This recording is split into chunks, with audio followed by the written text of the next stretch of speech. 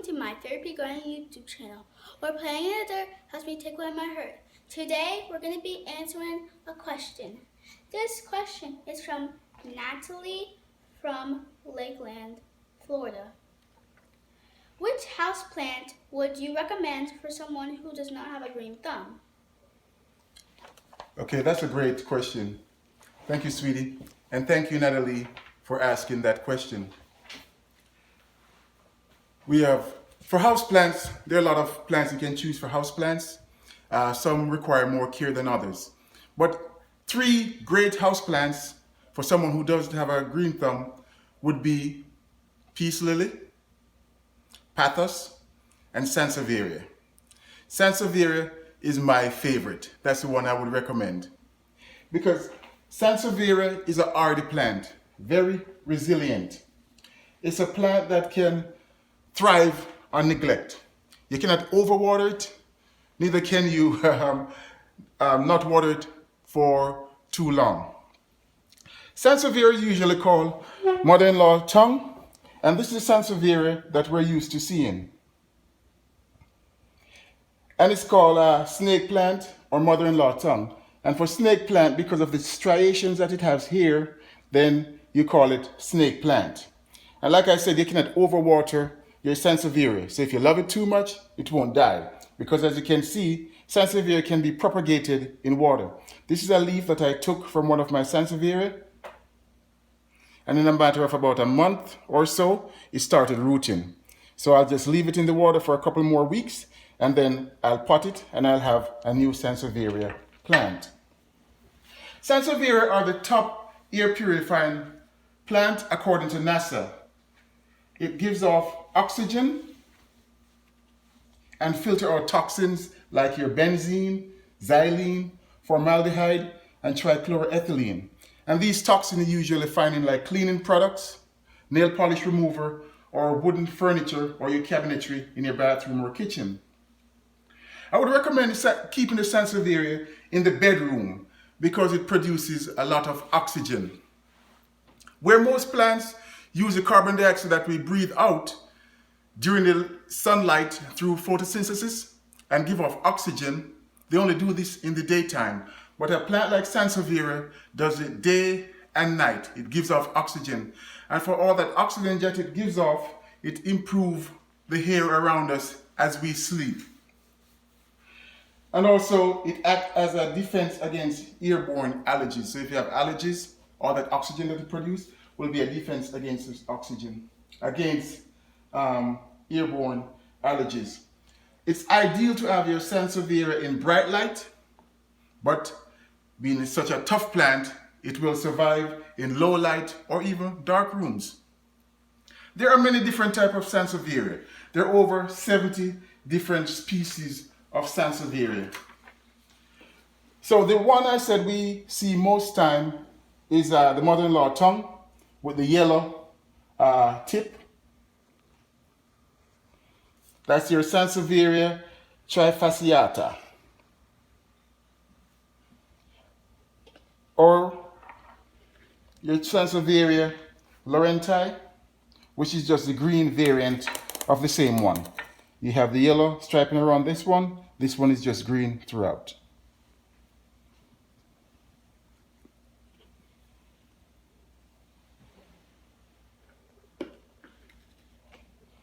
Other Sansevieria could be the dwarf version of the trifasciata, which is called Sansevieria hanai, the bird nest Sansevieria, also called dwarf Sansevieria or good luck plant.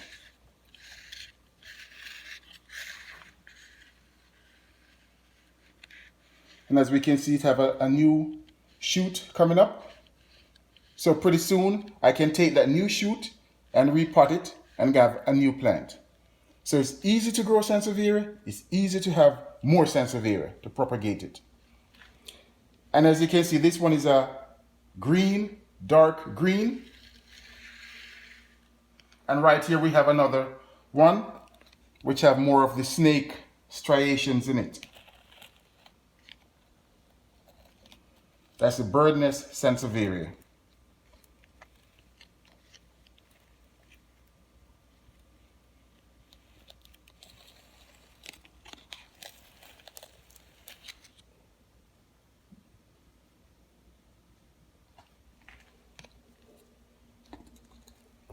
All right, other Sansevieria that I have is Sansevieria cylindrica, which is called the spear Sansevieria because it's long, round, and narrow.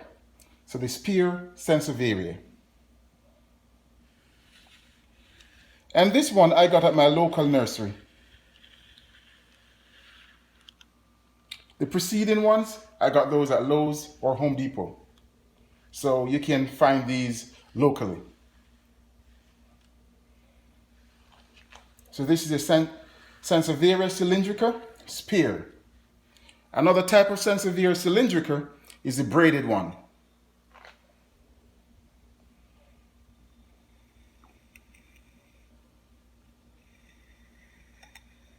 It's a braided Sansevieria cylindrica with lots of new shoots. So I'll be getting lots of Sansevieria.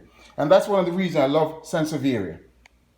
You know, from one plant, you can get many plants.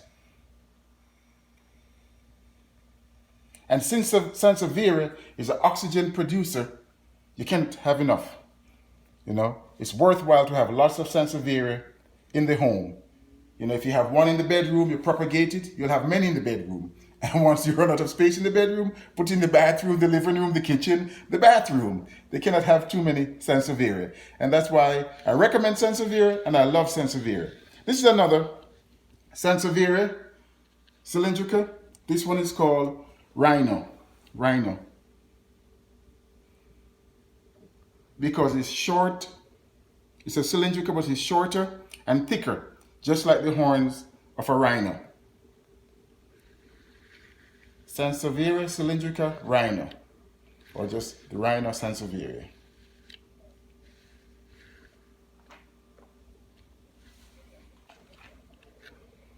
All right, another of my Sansevieria is a starfish, and it looks like a starfish.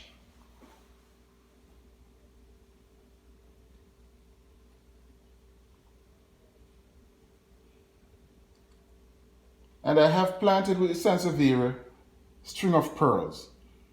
But the string of pearls didn't do too well, but I'm trying to keep it going. You know, so we have, it's dying on this side and just a little on the other side. Again, we have new pups coming, so I can get new Sansevieria starfish.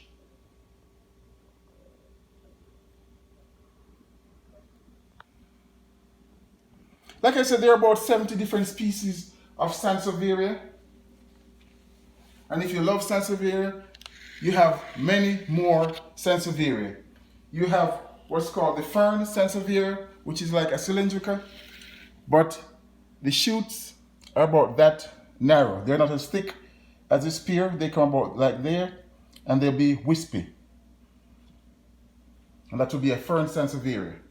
Or you have a big thick leaf looking like a whale fin, which is called whale fin Sansevieria. So there are a lot of different Sansevieria to choose from.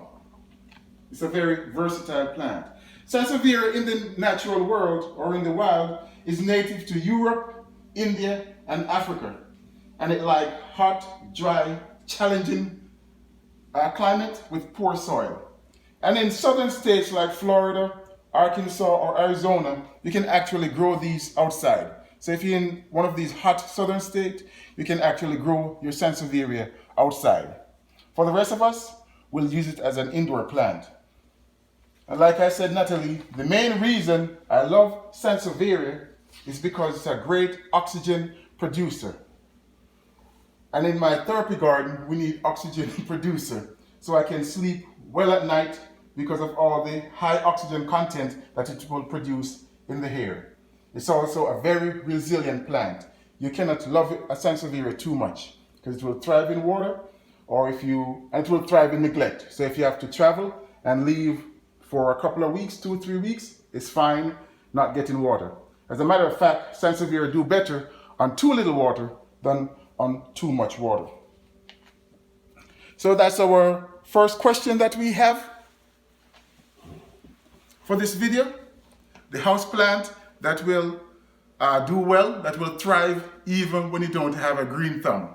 Okay, and in my experience, I'm not a botanist or a horticulturalist, but this worked for me, Sansevieria, and I found it very easy to grow, very easy to propagate, and it's a great plant for the bedroom. So I start with my Sansevieria in the bedroom, and I'm moving outside into the living room. I have most of these other ones in the living room. So Sansevieria, a great house plant as a starter plant. But as I said, other plants that will also do well, and I'll have other videos with those, are your peace lily or your pathos. So keep the questions coming, guys. Drop a comment at the bottom. If you like, please give it a thumbs up and share it with your friends on other social media. So this is Webster from My Therapy Garden. We're playing in the dirt. Help me take away my hurt.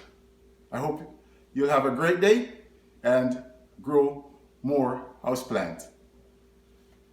That's for it, guys. Thanks and have a great day. See you in the next one.